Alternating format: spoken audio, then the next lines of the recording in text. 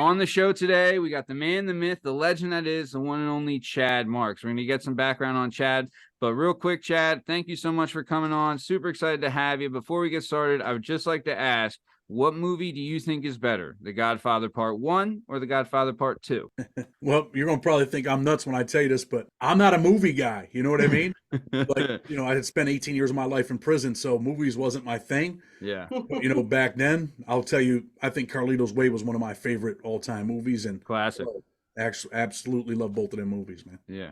Nice. All right. So then that'll be number 2 by default. And then what about Cheetos? Do you like crunchy or puff? Crunchy Cheetos. But you know what? Being in jail all them years, another jail thing. Yeah. I used to love Cheetos, dude, when I went to prison. After 2 years of eating Cheetos, I can't even eat them no more. And they used to be my favorite thing, dude. Yeah. My uncle's like that. He did some time. He did like 7 years, right? Nothing crazy. And then, but he'll never play cards with us. Like when we're playing cards, he's just like, I'm done. You know what I mean? Like he's not about that anymore. But okay, nice. What about pancakes or waffles? Damn, that's a hard one. I like them Belgian waffles, bro. Dude. You and me both, pal. All right. Nice. And then chocolate or vanilla? Vanilla. Love it. Justin, you're just striking out. Stones or Beatles? Oh, man. Not really my thing, but you know what? I got to say the Beatles because of my parents. Ooh. Me too, Beatles. Yep. Nice. And then, okay, this is the big question, Chad. This is going to separate, this is where we find out who you are as a person. All right. When it comes to eating wings, are you drums or are you flat? Drums. And I love wings, bro. Yeah. Right, you're the drums. Fucking right. Beautiful. Nice. Get you a shirt. Get you a shirt. Yeah. So perfect. All right. So like you alluded to before, you had done some time in prison. I'm going to let you get more detail, but from what we've researched on you, you were peddling crack, right?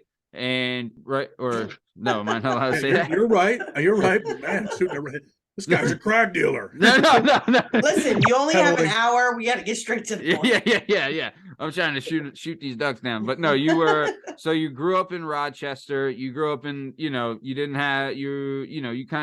were trying to make money to survive, right? And one of the things you did is you were selling drugs. And one of the drugs you were selling, you started with Coke, right? And then Coke to crack, right? And then you were busted with crack and with guns.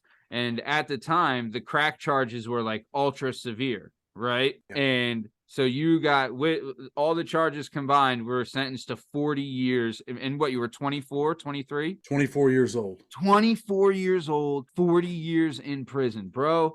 I mean, that's it. We're going to have links to your YouTube channel and then like all your episodes, your audio book, everything like that. Blood on the Razor Wire, fantastic stuff. And I caught wind of you when you did your interview with Johnny Mitchell on the Connect. And man, when you said that, like I instantly thought of where I was when I was 24. And if I was sentenced to 40, I mean, bro, oh my God, that like, what was that like? Because you said you alluded to it a little bit. Even in your book, you talk about like you're just decimated. And one of the great lines you had from the book is you taste the salt from your tears as you look away from your mom and head to the back of the courtroom and out, right? Like, what was that like? I mean, it's devastating. I mean, you asked me to give you a little rundown, so here, I'll give the people a rundown, all right? Love it. My name's Chad Marks. I'm from Rochester, New York. At the age of 24, I was arrested by the federal government. Eventually, I would go to trial on a crack cocaine conspiracy along with 2 guns. A lot of people don't know this, but I ended up getting 40 years for one. A 12-gauge shotgun, I got 5 years for that. I got 25 years for a 22 rifle and 10 years for the crack cocaine.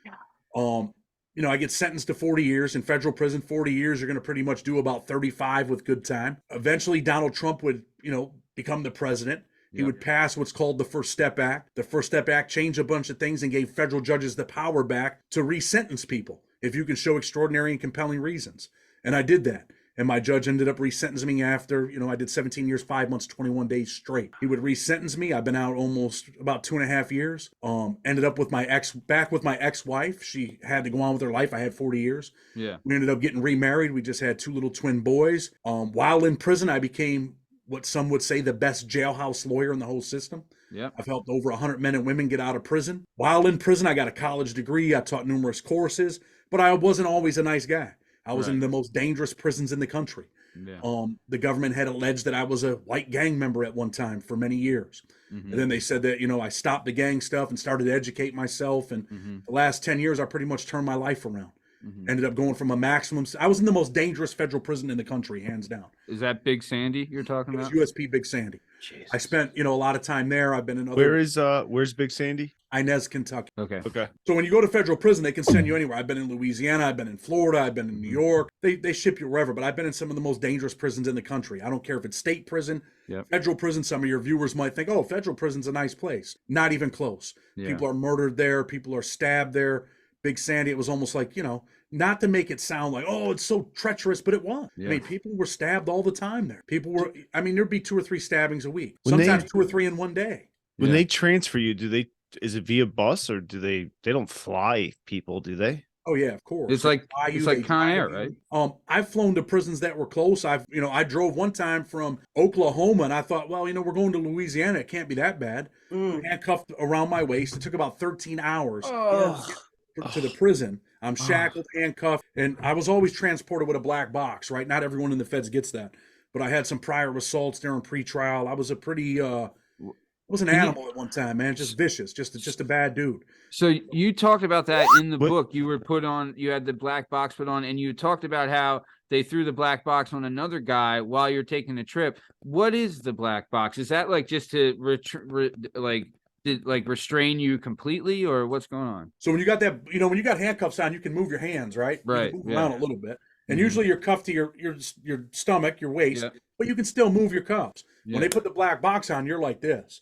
So if you try to eat the sandwich that they give you, or they give you bags of water in little plastic bags, you got to bite it and you got to go. So the black box, and it's right to the bone, man, and it hurts, man. If you got to scratch, you just can't move. Imagine being like that for 13 hours. Gosh. Sounds awful. Oh, that's tough. It is. God dang. Yeah. And dude, imagine that at 24 years old. And so you get sentenced, and they transport you to you were in a state for a little bit, and then you went to Big Sandy, right? Yeah. I was in the county jail. I was actually in an immigration facility. Some dudes they escaped from our county jail.